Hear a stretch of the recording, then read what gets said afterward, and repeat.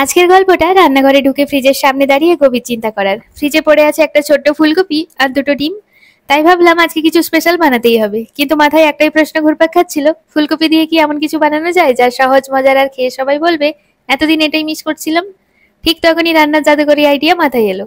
আজকে আমি বানাবো ফুলকপির সাথে ডিম দিয়ে এমন এক রেসিপি যা একবার খেলে স্বাদ ভুলতে পারবেন না।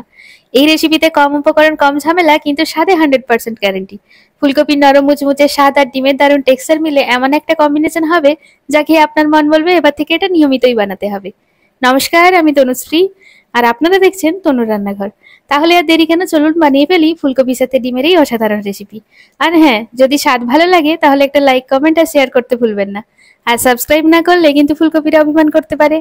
প্রথমে একটা পাত্রে পরিমাণ মতো জল নিয়ে তাতে স্বাদ মতো লবণ দিলাম, তারপর দুটো ডিম সেদ্ধ হতে বসিয়ে দিলাম। লবণটা দিলাম কারণ এতে ডিম ফাটলেও সেদ্ধ হওয়ার সময় বেশি ছড়িয়ে পড়বে না, আর খোসাও সহজে উঠে যাবে। এদিকে একদম টাটকা একটা ফুলকপি নিয়ে ভালো করে ধুয়ে নিলাম, যেন কোনো ধুলো ময়লা না থাকে। তারপর ডাঁটাটা কেটে আলাদা করে ফুলকপির বড় বড় টুকরো করে নিলাম। এরপর প্রতিটা টুকরো হাতে নিয়ে আলতো করে ছোট ছোট টুকরো করে নিলাম, যাতে রান্নার সময় সুন্দরভাবে মশলা মিশে যায়। এখন একটি পাত্রে জল গরম নিয়ে তাতে একটু লবণ দিলাম, তারপর ফুলকপিগুলোকে দিয়ে দিলাম, যাতে এর মধ্যে কোনো আত্মগোপন করে থাকা পোকামাকড় বিদায় নিতে বাধ্য হয়। কয়েকটা ছোট সাইজের আলু ভালো করে ধুয়ে খোসা ছাড়িয়ে ছোট ছোট টুকরো করে নিলাম, এতে রান্নার সময় ঝটপট সেদ্ধ হবে আর মশলার সাথে ভালোভাবে মিশে যাবে। এদিকে ডিমগুলোও সেদ্ধ হয়ে গেছে, এবার নামিয়ে নিয়ে ঠান্ডা জলে দিলাম, যাতে দ্রুত ঠান্ডা হয় আর খোসা ছাড়ানো সহজ হয়। এই ঠান্ডা জলের ট্রিকটা দারুণ কাজে দেয়, ডিমের খোসা ফাটার ভয় কম থাকে আর ছাড়ানোর সময়ও কম লাগে। কিছুক্ষণ পর হাতের সাহায্যে এক এক করে খোসা ছাড়িয়ে নিলাম, ডিমগুলো একদম মসৃণ আর চকচকে। এরপর প্রতিটা ডিম মাঝখান থেকে চিড়ে দুভাগ করে নিলাম, যাতে রান্নার সময় মশলার স্বাদ ভেতরে ঢুকে গিয়ে একদম পারফেক্ট হয়ে যায়।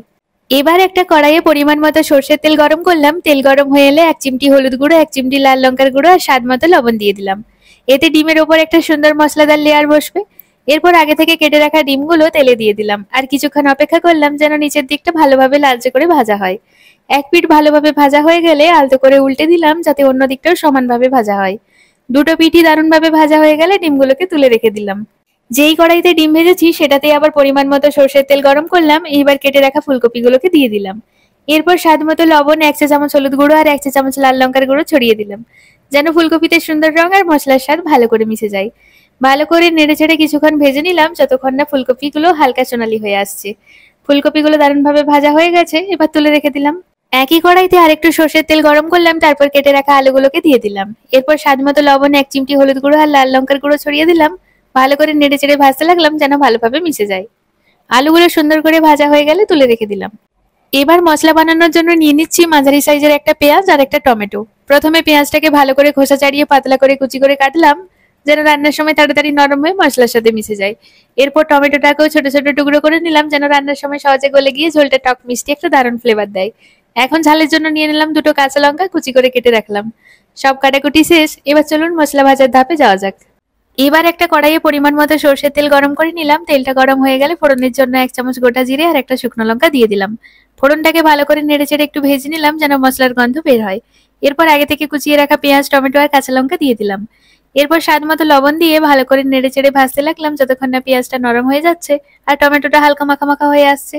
মশলাগুলো সুন্দরভাবে ভাজা হয়ে এলে এবার দিয়ে দিচ্ছি গুঁড়ো মশলা। প্রথমেই 1 চা চামচ হলুদ গুঁড়ো, 1 চা চামচ লাল লঙ্কার গুঁড়ো আর 1 চা চামচ ধনে গুঁড়ো দিয়ে দিলাম। এরপর ভালো করে নেড়ে চেড়ে মশলাটা কষিয়ে নিচ্ছি, যতক্ষণ না তেল ছেড়ে আসছে আর সুন্দর একটা খাস্তা খাস্তা গন্ধ বেরোচ্ছে। মশলাটা সুন্দরভাবে ভাজা হয়ে গেলে এবার দিয়ে দিলাম 1 চামচ রসুন বাটা আর 1 চামচ আদা বাটা। এরপর ভালো করে নেড়ে চেড়ে কষিয়ে নিচ্ছি, যতক্ষণ না কাঁচা গন্ধ চলে যাচ্ছে আর মশলাটা একদম খাস্তা হয়ে আসছে। এই আদা রসুন বাটা জাদু মশলার স্বাদ আর অ্যারোমাকে একদম অন্য লেভেলে নিয়ে যাবে। তাই একটু সময় নিয়ে ধৈর্য ধরে কষিয়ে নিচ্ছি, যেন পুরো রান্নার ফ্লেভারটা জমে যায়।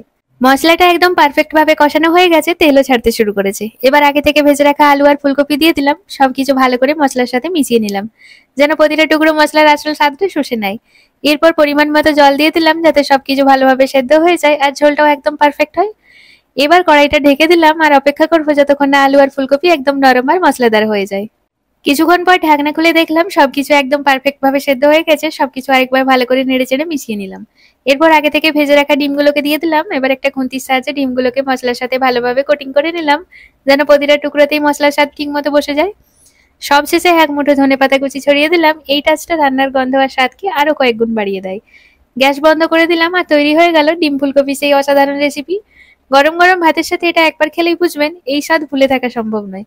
তাহলে কেমন লাগলো আমার আজকের রেসিপি? প্লেট নিয়ে বসুন, আর যদি ভিডিও ভালো লাগে তাহলে লাইক, কমেন্ট, শেয়ার আর সাবস্ক্রাইব করতে ভুলবেন না। না হলে কিন্তু ফুলকপি আর ডিম অভিমান করে বসে থাকবে। দেখা হচ্ছে পরের আরেকটি মজাদার ভিডিওতে। সবাই ভালো থাকবেন, সুস্থ থাকবেন। আজকের মতো টাটা।